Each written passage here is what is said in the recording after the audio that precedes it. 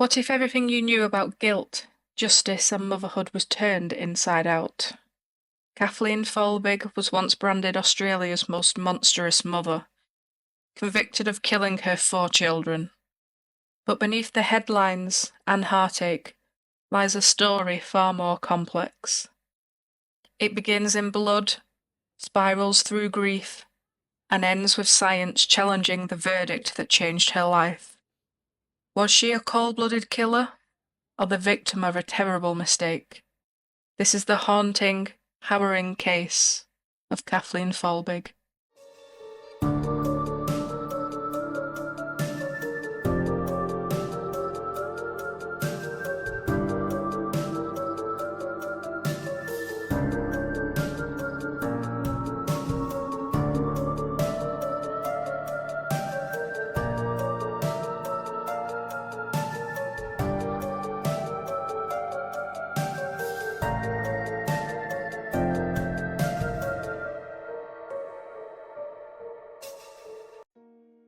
Everyone has a morbid curiosity about true crime. Maybe that's why you're here.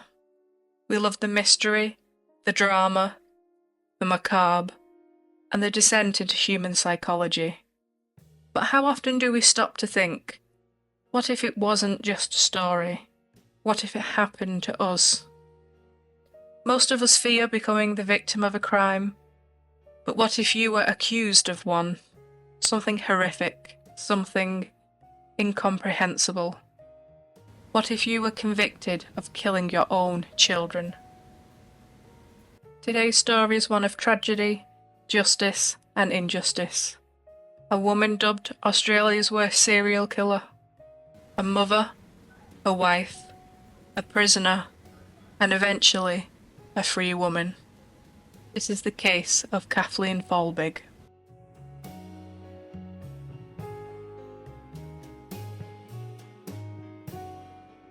A childhood stained by violence. Kathleen Folbigg's story starts with blood, though not her own.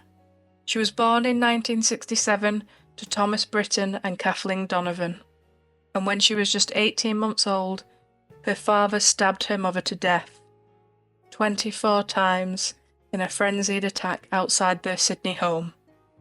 A witness said that after the stabbing, Thomas knelt beside his wife and kissed her. "I'm sorry, darling," he said. "I had to do it." He told the same witness, "I had to kill her because she'd kill my child." Britton went to prison. Kathleen became ward of the state, bouncing between institutions and foster care, completely unaware of what had happened to her family. She believed she'd simply been adopted. It wasn't until she was 16 that she discovered the truth. A family begins and falls apart. Kathleen married Craig Folbigg in 1987. They moved into a home in Mayfield just north of Sydney. And a year later, Kathleen gave birth to their first child, Caleb. He was healthy until one night he wasn't. Caleb died at just 20 days old. Cause of death? Sudden infant death syndrome. Then came Patrick, born in 1990. At 4 months, he had a terrifying breathing episode. He survived, but was left blind and epileptic. At 8 months, Patrick too was dead, an acute asphyxiating event. Then Sarah, born in 1992. She passed away at 10 months. Sudden infant death syndrome again. And finally, Laura, born in 1997. Kathleen kept a baby monitor by her side, took every precaution, but in 1999, at 19 months old, Laura died. This time, something changed. The coroner didn't accept sudden infant death syndrome. Laura, they said, was too old. The cause of death was undetermined, and that triggered a police investigation. The damning diaries. During the investigation, Kathleen left Craig and their home, but she forgot something. A diary. Craig found it while cleaning and he handed it to the police, and what they read was chilling. Kathleen wrote about her struggles with motherhood, about feeling unprepared, anxious, even resentful. She described mood swings, frustration, and the fear that Craig didn't love her, the fear that she wasn't enough. One entry read, "Scared that she will leave me now, like Sarah did. I knew I was short-tempered and cruel sometimes to her, and she left, with a bit of help." Another said, "Obviously, I am my father's daughter." Prosecutors call them partial confessions. The trial of the century. In 2001, Kathleen Folbigg was arrested and charged with murdering all 4 of her children. Her trial became a media storm, with the prosecution describing her as cold and selfish, more interested in going to the gym than caring for her babies. They said she had a low stress threshold, that she smothered each of her children when the pressures of motherhood overwhelmed her. Craig even testified against her. He described a terrifying growl in her voice when she got angry. He recounted an incident where she pinned Laura in a high chair and screamed at her.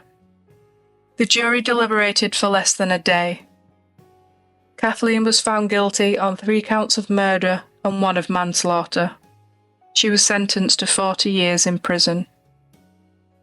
And Australia believed it had caught its most evil mother. The science speaks. In 2018, new genetic evidence came to light.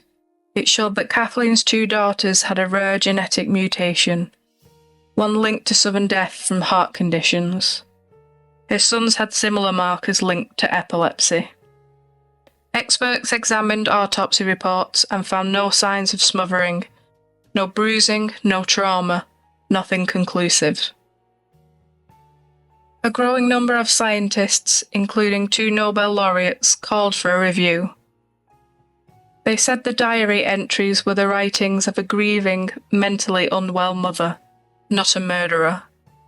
In 2022, a new inquiry was launched.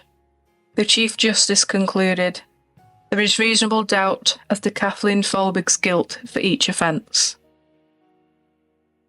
The pardon. On June 5th, 2023, after serving 20 years in prison, Kathleen Folbigg walked free. Her release marks a turning point in Australian legal history, a moment when science caught up with speculation, when expert analysis unravelled a tangle of grief, assumption, and damning words written in a mother's darkest moments. 20 years lost, 4 children dead, and a nation forced to ask whether it condemned an innocent woman, not once, but 4 times over. But even now, the debate rages on. Some still believe she's guilty, others say the justice system failed her. The truth, whatever it may be, remains smudged by tragedy, trauma, and time. One thing is certain. Kathleen Folbigg's story is no longer just a case file or a courtroom drama. It is a cautionary tale about how quickly justice can misfire, how grief can look like guilt, and how a mother's pain was twisted into the image of a killer. And now, she becomes another tale from the underworld. Thanks for listening to Tales from the Underworld. If you're fascinated by the stories we uncover, make sure to hit that subscribe button on your favorite podcast platform so you never miss an episode. For even more exclusive content, head over to our website at talesfromtheunderworld.com and subscribe to our newsletter. You'll get insider access to deeper case details, early updates on new episodes, and more true crime content sent straight to your inbox. Until next time, stay curious, stay vigilant, and stay out of the shadows.